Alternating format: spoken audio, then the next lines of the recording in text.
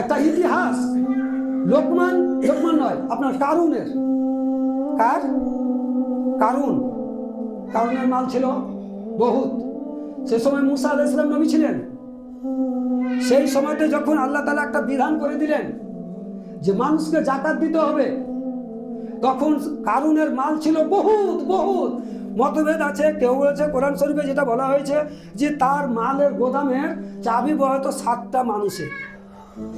অনেক জায়গাতে অনেক রকম কথা, কেউ বলে কেউ 7টা উঠে বহে, কেউ বলে 100টা উঠে বহে, যাকে ওদিকে আমি যাচ্ছি না। কিন্তু কোরআনে যেটা আছে সেটা 7টা মানুষে কি করতো, ওই গোদামের চাবি বহার দায়িত্ব ছিল। কটা ছিল? 7টা মানুষের। সেটা 7টা মানুষ কিন্তু ওই চাবি খালি বইতো, আর চাবিটার কিন্তু ওরা ছিল গোদাম খোলার।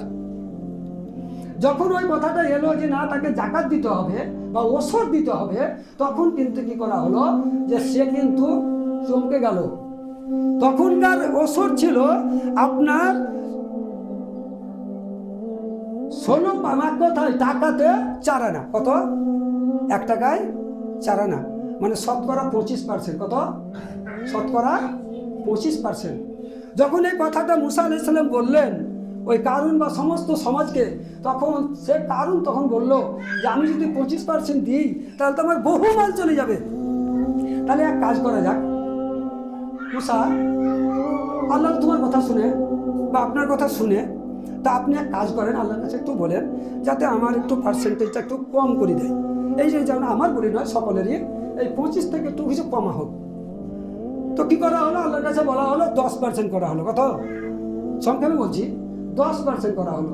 10এও সে আর পাচ্ছে না, আবার বলছে যে আর একটু কিছু কমিয়ে দেন।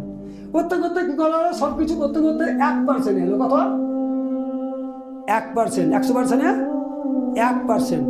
তার মানে 1 কুইন্টালে কত ভাই? 1 কেজি। কত? 1 কুইন্টালে 1 কেজি। 1 কেজি যখন এবার হিসাব করছে, তাতেও দেখছে যে আমার বহু মাল চলে যাচ্ছে, মানে কলজা ফেটে যাচ্ছে। এটা আল্লাহর মাল, আল্লাহকে দিতে হবে, আল্লাহ আমাকে দিয়েছেন, এইটা আমার চিন্তা হচ্ছে না। আমি তখন কি বলছি, এটা আমি করেছি। তোমরা কত ছিলে? হ্যাঁ, আজকে তোমরা খালি দাঁড়ে দাঁড়ে ঘুরে বেড়াচ্ছ আর এরকম বেড়াচ্ছ। আমরা কাদা খিচুড়ে সব কিছু করেছি, আমাদের এত এত মাল, আমরা তখন এইসব কষ্ট প্লেস করেছি, আর আমি এত মাল দিয়ে দেব? বলছে না, এও তো অনেক মাল চলে যাবে। ওটা তো পারলে না, হলো না। যখন আল্লাহ তাআলা কি করলে, তোকে 25% থাকে, তোকে আবার 10% করা হলো, আরো কিছু কম করা হলো, শেষে 1% করা হলো, তাতেও তোর মন ভরলো না। আল্লাহ তাআলা কি করলেন? এই কারণ তোকে এবং তোর মাল সহ তাকে কি করা হয়েছে? অতল তলে তলিয়ে দিয়েছে। আজ পর্যন্ত তার কোনো হদিস নাই, কোনো পাত্তা নাই। কি হলো? মাল, ওই মাল আমাকে খাবে, ওই মাল সেদিন আমার গলায় ঝুলিয়ে দেওয়া হবে। ওই মাল তখন বলবে তোর মাল, তোর সেই মাল, আজ তোর মালই আমি তোকে জাহান্নামে ঠেলে নিয়ে যাচ্ছি। আজকে আমাদের ওই জন্য যে প্রকারের মানুষ আছে, আল্লাহ তাআলা বলেছেন ওসর বলে একটা জিনিস আছে। ওসর বলতে গেলে আপনার যেটা হয়তো শুধু আকাশের পানিতেই হয়, সেই পানিতে যদি হয় তাহলে 10% 1% দেওয়া হয়। আর যখন দেখা হয় যে খাজনা বা অন্যান্য কিছু বা হয়তো ডিপ সালোর পানিতে বা ছিচকুড়ের পানিতে যখন করা হয়, তখন তাকে বলা হয়, সেই জমিকে বলা হয় উসরি জমা, আপনার খেরাজি জমি বলা হয়। সেই খেরাজি জমি বলা হয়েছে, আলেম ওলামারা সেটাকে করে বলেছে কত? 20%, 1%। তার মানে তোমার ওইদিকে অর্ধেকটা তোমার হতে চলে যায়, বাকিটা অর্ধেক থাকে, সেটা তোমাকে এখন 20%, 1% তোমাদের জন্য ওসর বার করতে হবে। আপনার যদি 5 মণ, আপনার হয়তো 20 মণ ধান হয়েছে, 20 মণে আপনাকে 1 মণ বার করতে হবে। 100 কুইন্টাল ধান হয়েছে, আপনাকে কত দিতে হবে? 5 কুইন্টাল। কত দিতে হবে? 5 কুইন্টাল দিতে হবে। এটা আল্লাহর বিধান।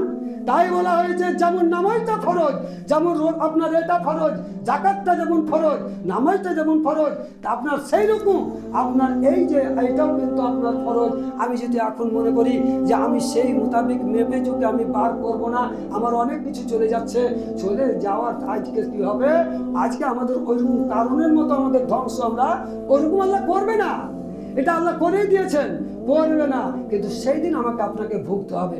তার জন্য দুনিয়ার মায়ায় পড়ে, ওই দুনিয়ার মালের মোহে পড়ে আমরা যদি সেই মালটুকুকে আমরা নিজে ভক্ষণ করি, আর সেই মালটুকু যদি আল্লাহর রাস্তায় না যায়, তাহলে আমাকে কি হবে?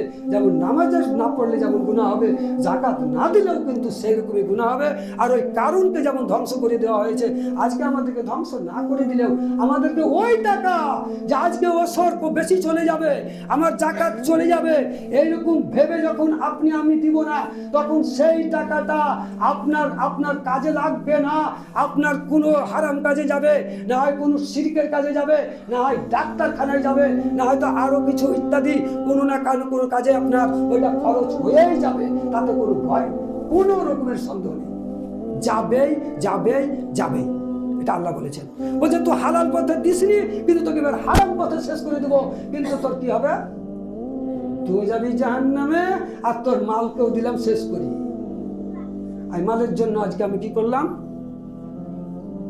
মোহে পড়ে আমরা কিন্তু সেটাকে আমরা একটা জিনিস আমরা অনেকে বলছি আমি এখানে যে লোক কয়টা আছেন বা থাকবেন, যার যে মালটুকু আছে, আমরা বলি ভাই আমার মাল হয়তো বেড়াবে, আমার হয়তো 10 কেজি, কথাই বলছি।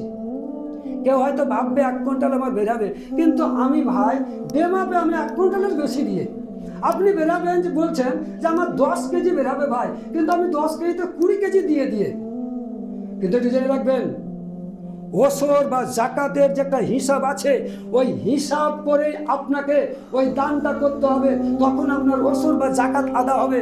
আর আপনি 20 কেজি বা হয়তো 1 কুইন্টালে 2 কুইন্টাল আপনি দিয়ে দিয়েছেন বিনা মাপে, আপনার সেটা কিন্তু ওসর জাকাত আদায় হবে না, কিন্তু দান আপনার হবে, কিন্তু আপনার ওসর জাকাতটা আপনার মাথায় চেপে থাকবে। কি থাকবে? মাথায় চেপে থাকবে। এটা কিন্তু আপনি এটা ভাববেন না। তার জন্য আপনার যেটুকু বের হবে, যেটুকু আপনার আমার বাইর হবে, মেপে আমি বার করব। আর সেই মেপে বার করলে আমার যেটা আমার জাকাত বা ওসরের আওতায় ছিল, আমি কিন্তু ফরজ আমার আদা হয়ে যাবে। আপনি বিনা মাপে বেশি দিয়েছেন, কিন্তু আপনার সেটা দান হবে, কিন্তু আপনার ওসর আদায় হবে না, আপনার জাকাত আদায় হবে না। ভাবতে হবে আমাদেরকে।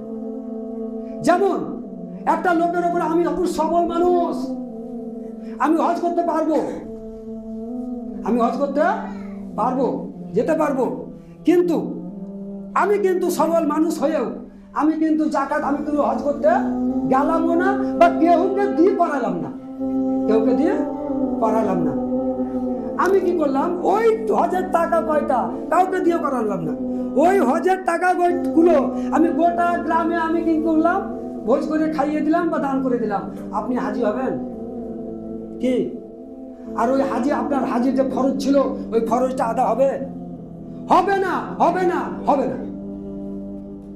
আপনাকে সেই ফরজটা আদা করতে গেলে হয় আপনি নিজে খোঁজ গিয়ে ওইখানে আদা করে আসেন, আর না হয়তো কোনো একটা আদার্স কোনো লোককে গিয়ে আপনাকে সেখানে পাঠিয়ে দেন যে তার খরচ দিয়ে দেন, তাহলে কি হবে? আপনার খরচ আদা হবে, সেও একটা আপনার থ্রুতেও হাজি হবে, আর আপনিও সেই নেকিটা পেয়ে যাবেন। কি যাবেন? খরচটা আপনার আদায় হয়ে যাবে। অনুরূপ ওই রকম বেমাপে যখন আপনি কাজ করবেন, শরীয়তের বিরোধী অনুসারে কাজ করবেন, আল্লাহ এবং আল্লাহ রাসূল সাল্লাল্লাহু আলাইহি সাল্লামের আদেশ ও নির্দেশ মোতাবেক কাজ না হলে, আমার মন গড়া কাজ যদি মনে করে আমি মনে করি যে আমি আদায় করে নিলাম, আদা হবে না।